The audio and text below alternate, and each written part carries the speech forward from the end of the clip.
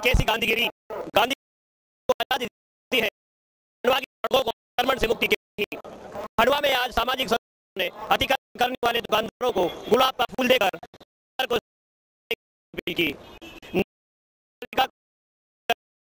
और डंडा जो मुहिम नहीं चला सका, गांधीगिरी क्या गुलखिलाएगी, ये देखना दिलचस्प होगा। अनिता सर, खंडवा.com के लिए। मैं कहूँगा ये सामाजिक संस्थाओं द्वारा जो मुहिम चलाई जा रही है, ये एक अच्छा प्रयास है जो अपने अतिक्रमण शहर में हो रहा है, इसमें अतिक्रमण थोड़ा कम होगा और इसको कॉपरेटिव करेंगे